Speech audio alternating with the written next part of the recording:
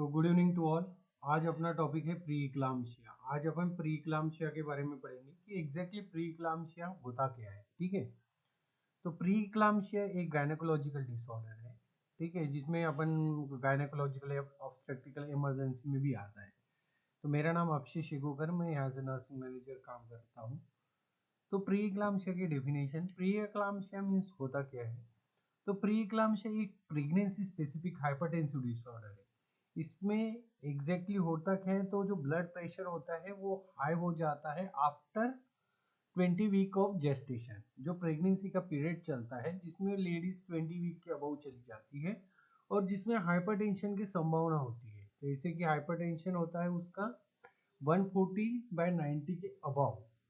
ठीक है, और एक सेकंड आती है स्पेसिफिक, तो प्रोटीन यूरिया जिसमें 23 आवर्स के अंदर 300 mg के ऊपर जाता है। ठीक है, तो इसको बोलेंगे अपन प्री इक्लाम्शिया। किसको बोलेंगे प्री इक्लाम्शिया? तो प्री इक्लाम्शिया जो है एक प्रेगनेंसी स्पेसिफिक हाइपरटेंसिव डिसऑर्डर है।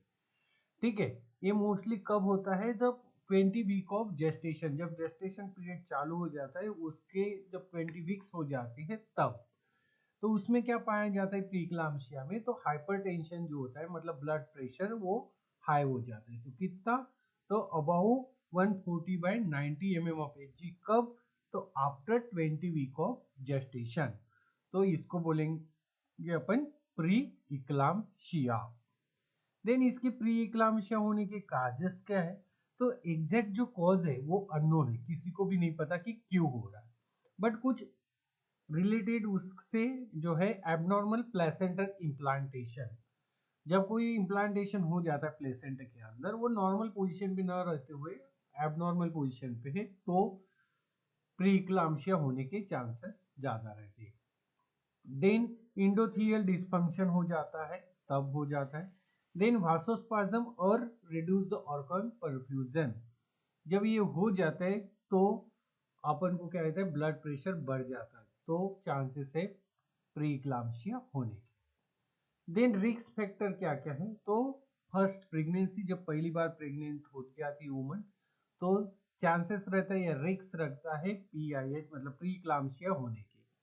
देन हिस्ट्री ऑफ प्रीक्लाम्शिया पहले से है तो भी रिस्क है सेकंड बार प्रीक्लाम्शिया होने का। देन मल्टीपल प्रेगनेंसी, जैसे ट्विंस है, ट्विन शेयरिंग है या जो भी है। देख क्रोनिक हाइपरटेंशन का पेशेंट है पहले से ही, तो उसको चांसेस है सेकंड बार होने की। देन डायबिटिक मलाइटस का पेशेंट है, ओबिसिटी है, एज बिलो 18 ईयर्स है या अबव 35 ईयर्स है, तो इसमें चांसेस होते हैं पेशेंट को प्री इक्लाम्शिया होने की। देन क्लिनिकल इन्वेस्टिगेशन, अपन को क्या क्या साइन एंड सिम्टम्स मिलते हैं जिससे अपन पता कर सकते हैं कि पेशेंट को प्री इक्लाम्शिया हुआ है। तो उसके लिए माइल्ड प्री इक्लाम्शिया में अपन को ब्लड प्रेशर मिलेगा अबव 140/90 mm ऑफ Hg, उसमें प्रोटीन मिलेगा और माइल्ड ईडिमा होगा। तो ईडिमा कहाँ कहाँ होगा? फेस पे होगा, हैंड पे होगा और फीट में होगा। ठीक है, तो इन सब चीजों का अपन साइन एंड सिम्टम दिखता है तो माइल्ड प्री इक्लाम्शिया है, मतलब पेशेंट को प्री इक्लाम्शिया हो रहा है। देन सीवियर प्री इक्लाम्शिया है तो अपन को क्या साइन एंड सिम्टम्स पेशेंट को देखने को मिलेंगे? तो उनका ब्लड प्रेशर है वो होगा above 160/110 mm of Hg। Then patient को सीवियर हाइपरटेंशन होगा। देन विजुअल डिस्टर्बेंस होगा, जैसे कि ब्लर विजन दिखेगा। देन सीवियर पेशेंट को हेडेक होगा, विजुअल डिस्टर्बेंस होगा, विजुअल डिस्टर्बेंस में ब्लर विजन दिखेगा। देन इपिगैस्ट्रिक हो जाएगा, upper arm right upper quadrant में पेन होना चालू हो जाएगा।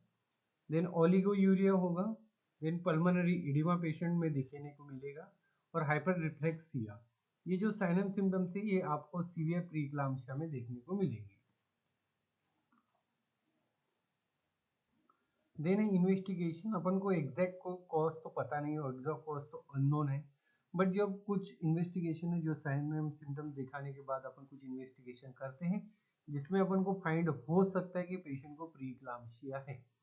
तो सबसे पहले तो अपन को प्रीक्लाम्शिया मतलब वही है कि आफ्टर 20 वीक बाद जेस्टेशन के बाद ब्लड प्रेशर का बढ़ जाना, तो उसमें ब्लड प्रेशर मॉनिटरिंग आपको करना जरूरी है। देन यूरिन प्रोटीन टेस्ट भी करना जरूरी है। देन CBC जिसमें कि प्लेटलेट काउंट डिक्रीज हो जाएगा।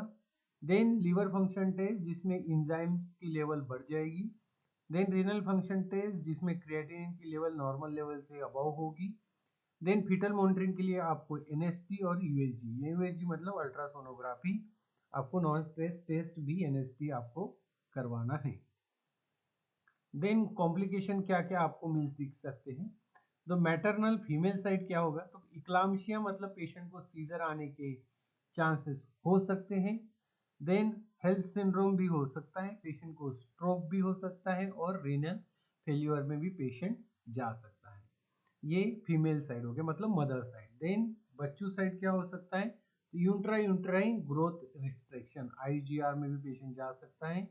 देन प्रीटर्म बर्थ भी हो सकती है, फीटल डिस्ट्रेस भी हो सकता है और स्टिल बर्थ भी हो सकता है। देन इसके लिए क्या मैनेजमेंट करना है, तो जनरल मैनेजमेंट आपको करना है। तो जनरल मैनेजमेंट में आपको पेशेंट को हॉस्पिटलाइज करना पड़ेगा। देन हॉस्पिटलाइज होने के बाद उसको बेड रेस्ट मतलब कौन सी पोजीशन, लेफ्ट लैटरल पोजीशन में पेशेंट को रखना पड़ेगा।